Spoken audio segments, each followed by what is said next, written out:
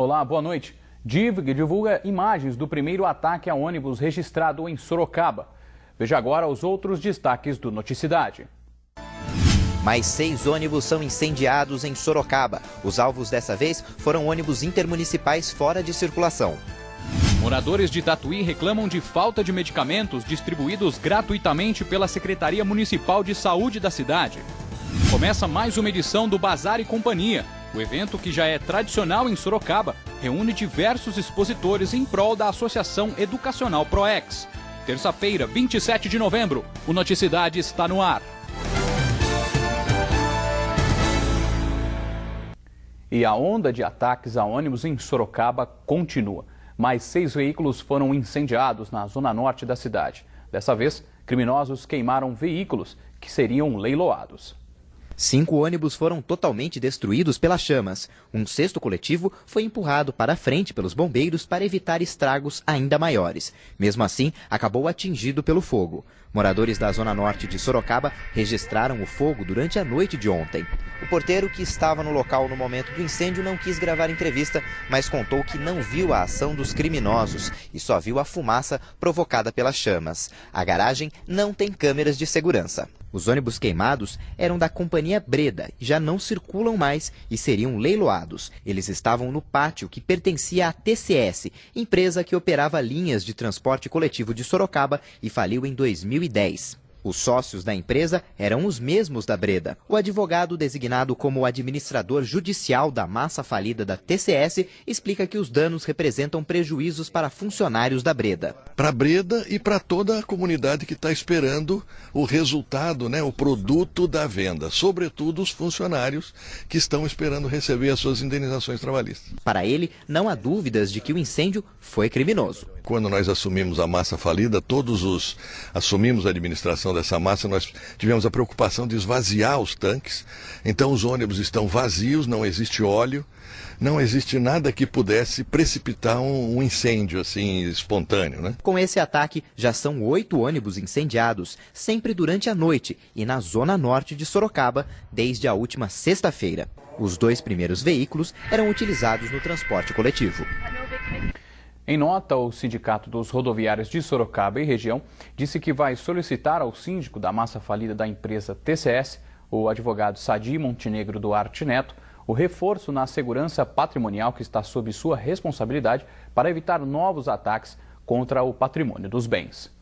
E a DIG de Sorocaba divulgou imagens do primeiro ataque a ônibus registrado na cidade na última sexta-feira, no Jardim Bom Sucesso, zona norte da cidade. Os vídeos mostram 2 homens que aparentemente não percebem que estão sendo gravados. É possível ver os 2 homens armados entrarem no ônibus e expulsarem um passageiro. Pouco depois é o motorista quem sai. Outra câmera mostra os criminosos espalhando o que pode ser combustível no interior do veículo. De acordo com o delegado responsável pelas investigações, há indícios de que esse primeiro ataque tenha ligação com o registrado no último domingo. A polícia não descarta nenhuma hipótese, seja de um ato de uma situação de um crime organizado, ou seja, de um ato de vandalismo. A polícia acredita que os responsáveis pelo primeiro caso sejam os mesmos do segundo caso. Esclarecendo, elucidando o primeiro caso, a polícia crê que poderá esclarecer o segundo e até o terceiro. A polícia acredita que a população pode colaborar com informações sobre esses ataques. Para denunciar, não precisa se identificar. Ela pode denunciar através dos telefones 197 e 3224 1595.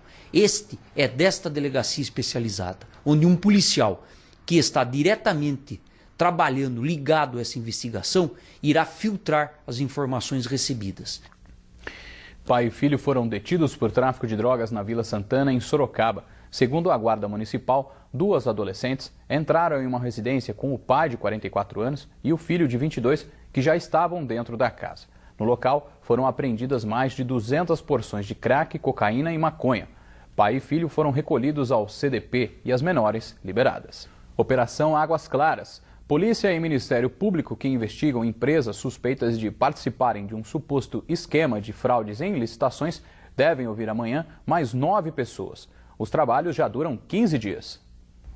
A reunião com o representante do CAD, Conselho Administrativo da Defesa Econômica, que estava agendada para hoje, foi remarcada para a próxima semana. A polícia e o Ministério Público não informaram o motivo. Segundo Wellington Veloso, o promotor que acompanha o caso, o Conselho ainda vai apurar se houve uma formação de um cartel pelas empresas envolvidas no suposto esquema de fraudes. A Coordenadoria de Inteligência e Operações do CAD vai se deslocar até Sorocaba para ter acesso às informações constantes da investigação para tomar as providências da sua atribuição.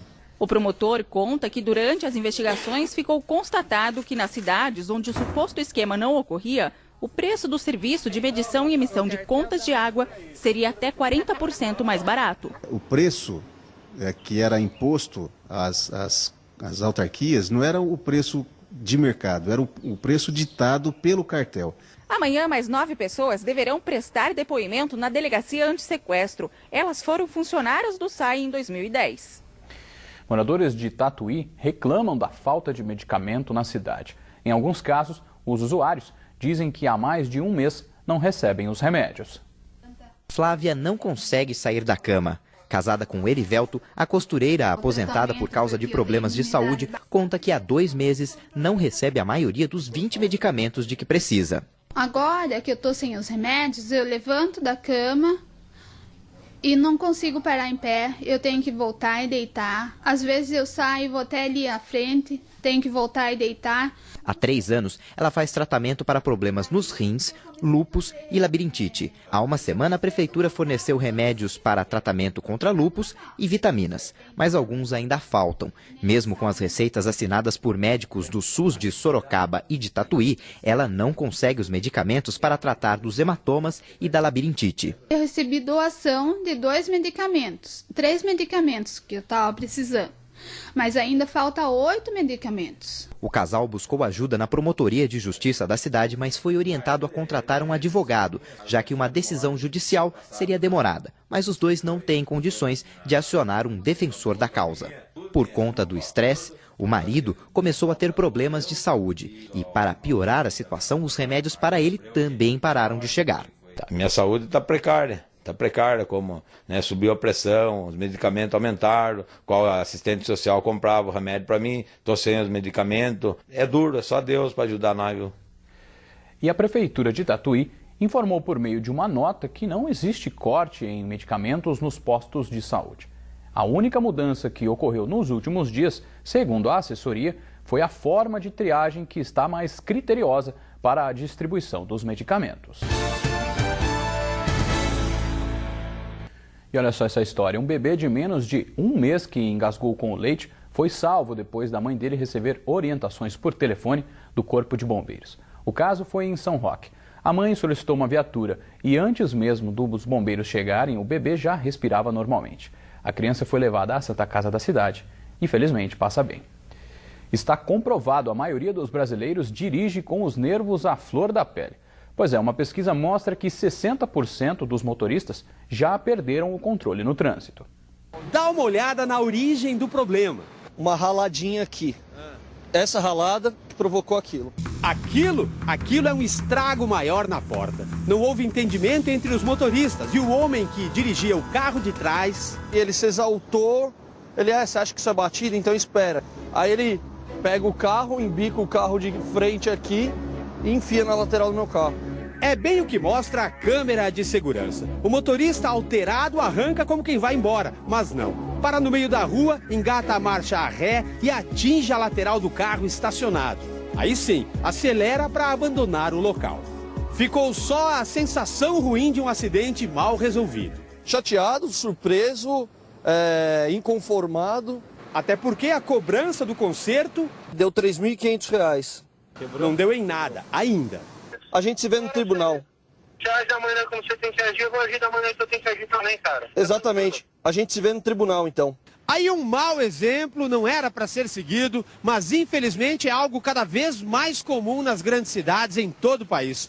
Uma prova de que a educação do motorista anda mesmo veloz na contramão. Aprende palavrão, mostra coisa com a mão, gesto. Às vezes eu xingo também, né? Mas fazer o quê? O problema é que um gesto ou uma palavra pode ser a gota d'água. Como se vê nesta confusão em Brasília. O flagrante da briga entre o motociclista nervoso e a motorista do carro, que reage no meio da pista. Não é surpresa para quem estuda o comportamento dos motoristas no Brasil. Uma pesquisa mostrou que de cada 10 brasileiros, pelo menos, 6 já perderam a calma no trânsito. Transtornos da mente por problemas particulares estão entre as causas desse descontrole. Estimamos que 13 a 17% da nossa população de motoristas não teriam condições de estar no trânsito e, no entanto, estão. É o famoso pavio curto, botando em risco a vida de quem é causa ou vítima dessa guerra nas ruas brasileiras. E na maioria das vezes, contar até 10 resolve e muito. A quarta-feira começa com sol, muitas nuvens e pode chover a qualquer hora. Confira como ficam as temperaturas em algumas cidades da região. Sorocaba registra a mínima de 19 e máxima de 28 graus. Mesma previsão para Jundiaí. Piedade tem mínima de 17 graus, máxima de 27 em Itapetininga. Em São Roque, os termômetros marcam mínima de 16 e máxima de 26 graus. Saiu agora há pouco a decisão do juiz que aceitou a liminar da promotoria que vistoriou o Hospital Psiquiátrico Vera Cruz em agosto, que mostra que a administração é falha e pacientes vivem em situação precária. Na ação, o Ministério Público pede que a Prefeitura de Sorocaba assuma o hospital que atende pacientes de toda a região. A Coordenadoria da Mulher de Itapetininga realiza a campanha 16 dias de ativismo pelo fim da violência contra a mulher. Quem tem os detalhes é o repórter Renato Diniz. A campanha segue até o dia 6 de dezembro e tem como tema a violência doméstica. As atividades incluem palestras e orientações sobre a Lei Maria da Penha, que defende as mulheres vítimas de agressão. Haverá palestras aqui no Hospital Regional, também na Unidade de Saúde Rio Branco e em escolas municipais. Além de informar as mulheres sobre os seus direitos, a campanha também tem o objetivo de conscientizar os homens. Renato Diniz, de Itapetininga, para o Noticidade.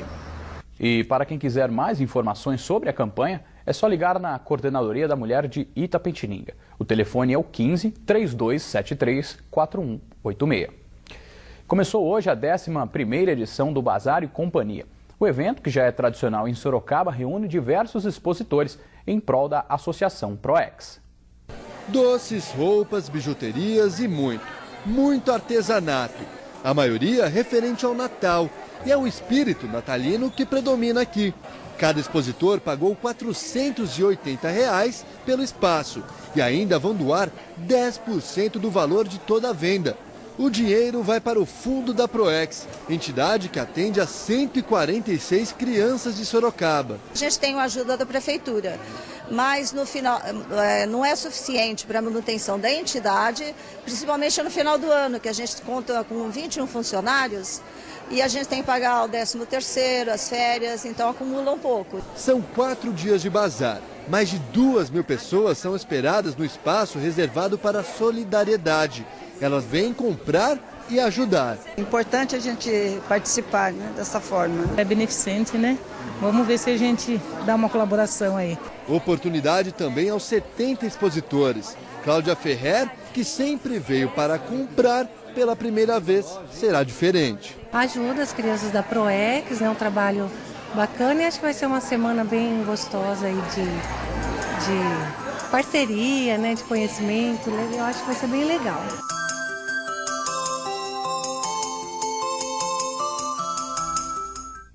Só lembrando que as crianças que você acabou de ver no VT são crianças doentes e em situação de risco. O Noticidade termina aqui. Você fica agora com as notícias do SBT Brasil. Obrigado pela companhia, uma boa noite e até amanhã.